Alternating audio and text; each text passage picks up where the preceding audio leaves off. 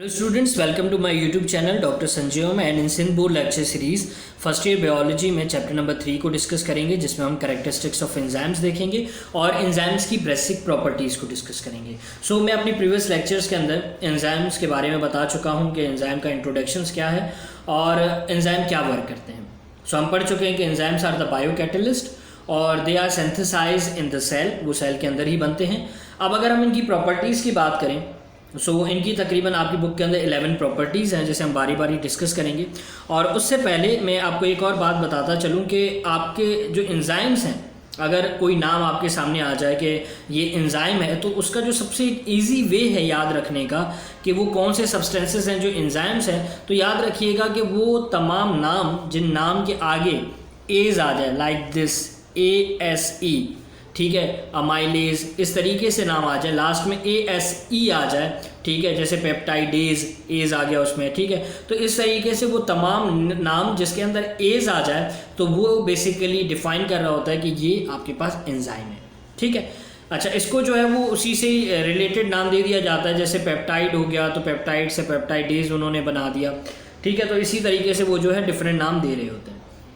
अब अगर हम एंजाइम्स की प्रॉपर्टीज़ देखें, सो एंजाइम्स जो है प्रोटीनियस इन नेचर है मोस्टली। मैंने बात की थी कि तमाम प्रोटीनियस इन नेचर नहीं होते, लेकिन तकरीबन सबसे ज़्यादा देखा जाए तो 100 में से 70 to 80% जितने एंजाइम्स होते हैं वो प्रोटीन से मिलकर बने होते हैं, ठीक है। और ये मैक्रो मॉलिक्यूल होते हैं, बड़े मॉलिक्यूल्स होते हैं जो प्रोटीन से मिलकर बने होते हैं, और इनका जो वेट होता है वो हायर मॉलिक्यूलर वेट होता है, ठीक है। तो इसमें से आपसे MCQs भी पूछे जा सकते हैं। अब आपके पास जो एंजाइम है, उस एंजाइम की अगर हम बात करें, तो अगर हम जस्ट इन एंजाइम्स की बात करें जो प्रोटीनियस इन नेचर हैं, तो वो प्रोटीन सिर्फ प्योरली पूरे के पूरे प्रोटीन से भी मिलकर बन सकते हैं। और ऐसा भी हो सकता है कि वो जो प्रोटीन का एक एंजाइम है, उस एंजाइम के अंदर थोड़ा सा पार्ट किसी और सब्सटेंस का भी हो, मतलब नॉन प्रोटीन पार्ट भी मौजूद हो। सो जैसे लिखा हुआ है कि along with protein and non protein part, तो जो आपके पास प्रोटीन पार्ट होगा, ठीक है, वो तो आपके पास एक अलग कंडीशन है। लेकिन जो आपके पास नॉन प्रोटीन पार्ट है, मतलब ऐसा आपके पास एंजाइम जिसके अंदर कोई ऐसा पार्ट है जो प्रोटीन का नहीं है, समझ लो कोई कार्बोहाइड्रेट का कोई पार्ट आ जाता है, तो उस पार्ट को हम कहते हैं प्रोस्थेटिक ग्रुप कह रहे होते हैं, ठीक है। इसके ऊपर जो है इसके डिफरेंट स्ट्रक्चर्स के ऊपर बात हम अपने नेक्स्ट लेक्चर्स में करेंगे, जहाँ पर हम एंजाइम्स के स्ट्रक्चर्स के बारे में बात करेंगे। So enzymes basically protein and non protein part, जिसको हम नॉन प्रोटीन पार्ट को हम प्रोस्थेटिक ग्रुप कहते हैं।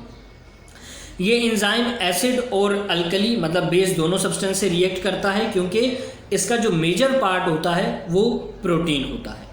इसके बाद एंजाइम जो हैं वो बेसिकली हमारे सेल, लिविंग सेल्स के अंदर मौजूद होते हैं, ठीक है। और ये अपने लिविंग सेल के अंदर ही वर्क करते हैं, मतलब साइटोप्लाज्म के अंदर ही काम कर रहे होते हैं।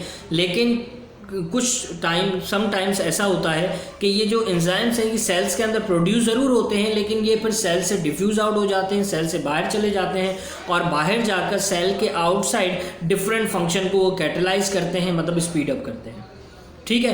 तो और वो अब यहाँ पे ना इन्होंने इसको कैटेगराइज कर दिया कि कहा कि वो एंजाइम जो सेल के अंदर मौजूद हैं और सेल के अंदर ही अपना फंक्शन परफॉर्म करते हैं, हम उन्हें इंट्रासेल्युलर एंजाइम्स कहते हैं या फिर इंडो एंजाइम्स कहते हैं। और वो एंजाइम्स जो सेल से बाहर चले जाते हैं और सेल से बाहर अपना फंक्शन परफॉर्म करते हैं, हम उन्हें एक्सो एंजाइम्स कहते हैं।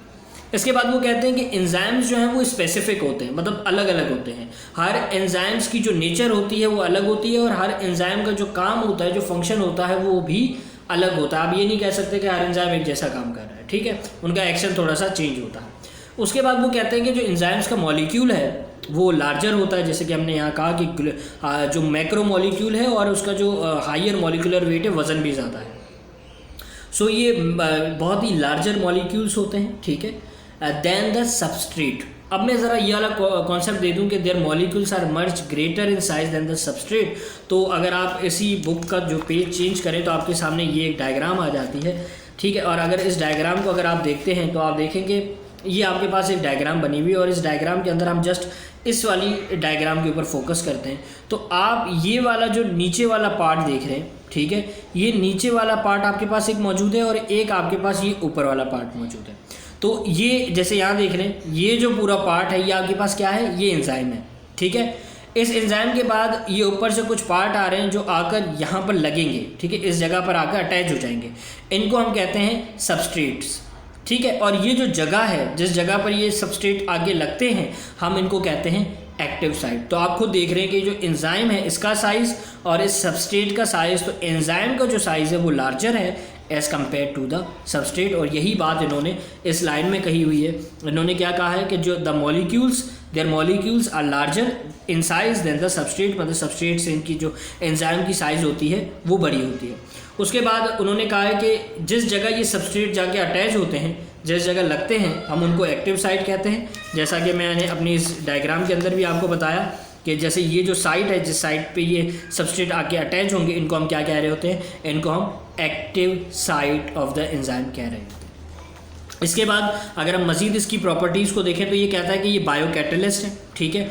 और ये क्या कर रहे होते हैं, बॉडी के अंदर, सेल्स के अंदर रिएक्शन को स्पीड अप कर रहे होते हैं। कोई रिएक्शन आधे घंटे में हो रहा है तो वो उसको स्पीड अप कर देंगे, वो 15 मिनट में हो जाएगा, ठीक है। लेकिन इस रिएक्शन के अंदर ना हमें कोई चीज़ जो है वो एनर्जी या कोई भी चीज़ हम जो भी चाहिए हम उसको इंक्रीज़ नहीं करते, हम स्मॉल क्वांटिटी के अंदर ही अपने रिएक्शन को परफॉर्म कर रहे होते हैं।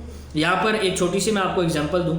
फॉर एग्जांपल आपके पास जो है वो एक गिलास पानी है और एक तरफ आपके पास एक जग के अंदर पानी है और उस जग के अंदर 4 गिलास आते हैं, ठीक है, पानी के। तो मतलब एक जगह आपके पास 1 गिलास पानी है और एक जगह आपके पास 4 गिलास पानी है। अब आपको मैंने सबसे पहले गिलास दिया, मैंने कहा आप इसको बॉयल करें, मतलब आपको पता है कि बॉइलिंग इसकी 100 सेंटीग्रेड पे होगी। आपने जो है वो गैस स्टार्ट कर दिया, ठीक है, उसको हीट करना स्टार्ट किया और आपने देखा कि 1 गिलास पानी को बॉयल होने के अंदर आपको पास फॉर एग्जांपल 10 मिनट्स लगे, ठीक है। अब अगर हम बात करें उस जग की जिसके अंदर 4 गिलास हैं, तो अगर मैं बॉयल करने की कोशिश करूंगा तो सिंपल सा कॉन्सेप्ट ये कहता है कि अगर इसको 10 मिनट लगे हैं 1 गिलास को और वहाँ 4 गिलास तक का पानी है तो उससे कितने मिनट लगेंगे, हमारे पास 40 मिनट्स लगेंगे।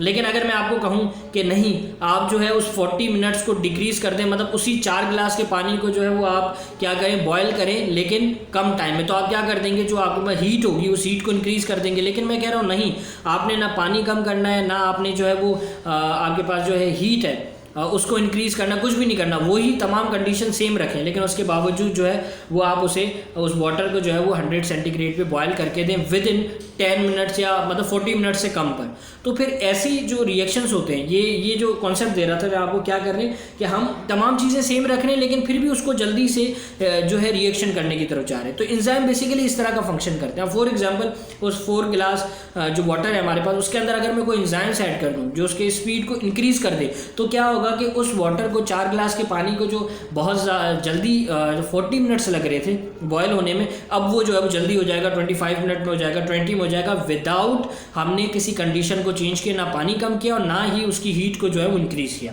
तो बेसिकली एंजाइम इस तरीके से वर्क कर रहे होते हैं।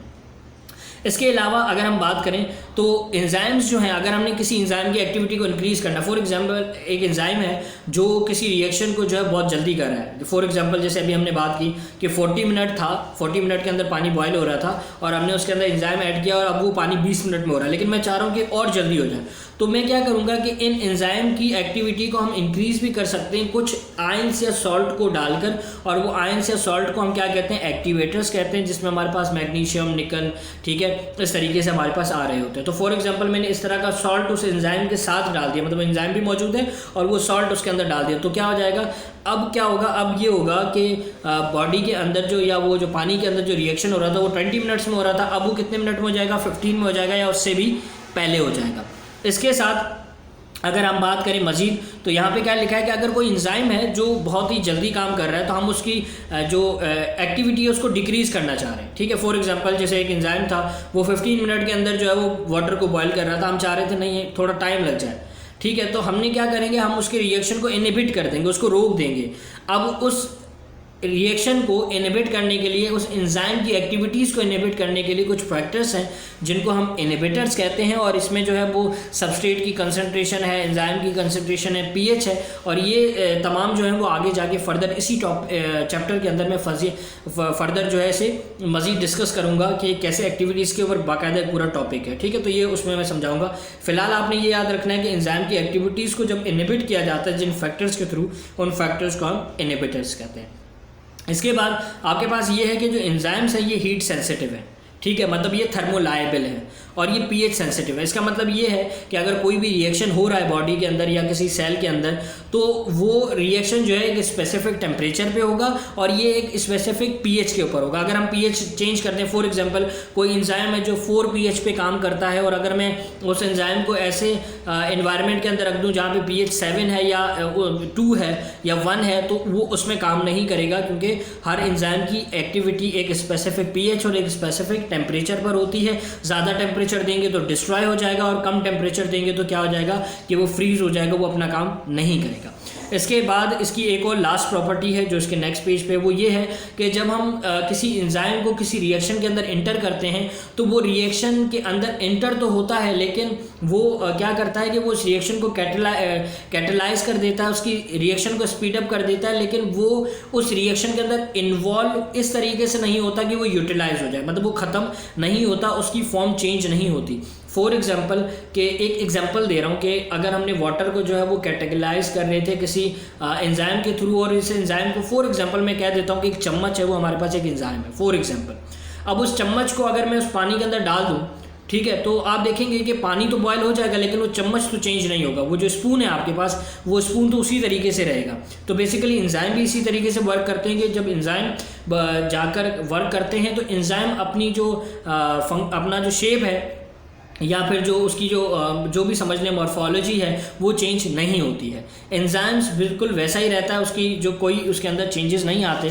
जैसा कि आप देख सकते हैं ये लाइन आपकी बुक के अंदर भी लिखी हुई है कि they remain chemically unchanged during and after the reaction. वो बिल्कुल ही अनचेंज होते हैं, मतलब क्या कर सकते हैं आप उसी एंजाइम को दोबारा बाहर निकालते हो, निकालने के बाद आप इसको फर्दर जो है वो मज़ीद किसी और रिएक्शन के अंदर भी यूज़ कर सकते हैं। इसके साथ अगर कोई क्यूरी हो आपकी तो आप क्यूरी कमेंट बॉक्स में ज़रूर मुझसे पूछिए, ठीक है, और इसी के साथ मुझे अपनी दुआ में याद रखिए।